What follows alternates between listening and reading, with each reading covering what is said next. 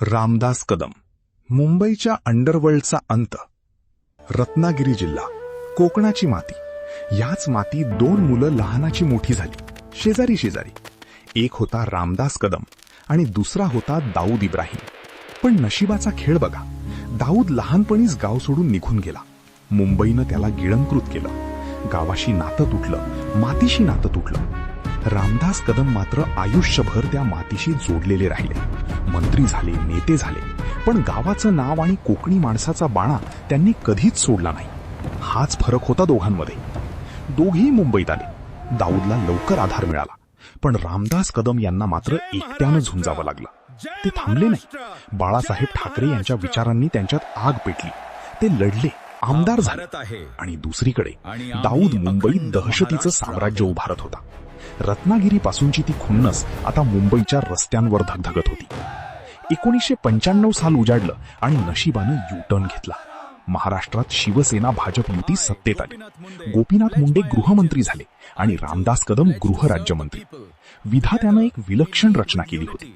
ज्या माणसानं स्वतः या गुंडांची रस्त्यावर 2 हात केले होते, तोच माणूस आता गृह खात्यात बसला होता. मुंबईच्या अंडरवर्ल्डमध्ये एक जोडगोळी कुख्यात होती. लोक म्हणायचे, बडे मियाँ छोटे मियाँ. गोपीनाथ मुंडे बडे मियाँ, राज्याचे गृहमंत्री, आणि रामदास कदम छोटे मियाँ, गृहराज्यमंत्री. काम कोणतंही असो, बडे मियाँने करो किंवा छोटे मियाँने, सुभानअल्लाह, दोघीही एकाच दिशेने एकाच उद्देशानं कामाला लागले. रामदास कदम यांचे सर्वात मोठं हत्यार होतं त्यांची आतली ओळख. गोपीनाथ मुंडे मराठवाड्याचे होते. त्यांना मुंबईचं अंडरवर्ल्ड नीट कळायला वेळ लागणार होता. पण रामदास कदम यांच्याकडे जे होतं ते अमूल्य होतं. दाऊदच्या गँगमधले अनेक जण रत्नागिरीच्याच परिसरातले होते. रामदास कदम यांना ते माहीत होते. त्यांची माणसं, त्यांचे कुटुंब, त्यांच्या गल्ल्या. कुठला माणूस कुठे दडलाय, कुठली हालचाल कधी होणार, ही खबर त्यांना त्यांच्या जुन्या परिचयातून आतून मिळत राहिली. हे कुठल्या गुप्तचर यंत्रणेला मिळणार नव्हतं, कुठल्या फाईलमध्ये लिहिलेलं नव्हतं. शत्रूला त्याच्याहून जास्त ओळखणं हीच सर्वात मोठी ताकद होती. 1993चा बॉम्बस्फोट त्यांच्या डोळ्यासमोर होता.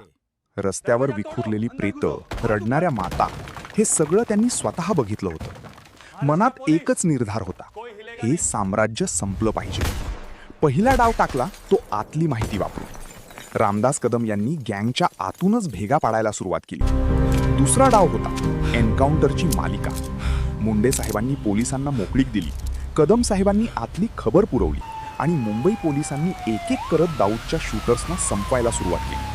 प्रदीप शर्मा, विजय साळसकर, दया नायक, या सगळ्यांच्या मागे होती या वाघाची राजकीय इच्छाशक्ती.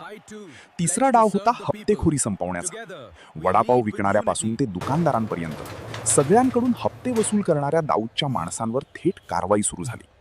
गोरगरिबांवरची दहशत संपवणं हा रामदास कदम यांचा वैयक्तिक अजेंडा होता, कारण ते स्वतः त्याच गरिबीतून आले होते. आणि शेवटी चौथा डाव यशस्वी झाला. दाऊदला देश सोडायला भाग पाडलं.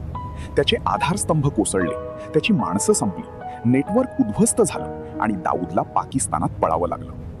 मुंबईतील अंडरवर्ल्डवर झालेल्या या ऑपरेशनचं श्रेय अनेकदा गृहमंत्री म्हणून गोपीनाथ मुंडे यांना दिलं जातं. ते खरंही आहे. पण ज्याला दाऊदची माणसं माहीत होती, ज्याला आतली खबर होती, ज्याने मंत्रिपदावर बसूनही रस्त्यावरची आक्रमक भूमिका कधी सोडली नाही, तो माणूस होता रामदास कदम. बडे मियाँने दिशा दिली आणि छोटे मियाँने आग लावली. आज मुंबई मोकळा श्वास घेतली, कारण तेव्हा रत्नागिरीच्या मातीतून उठलेल्या एका प्रामाणिक माणसाने जुने हिशेब चुकता केले होते. रामदास कदम, रत्नागिरीच्या मातीतला योद्धा, मुंबईचा रक्षक. जय हिंद, जय महाराष्ट्र.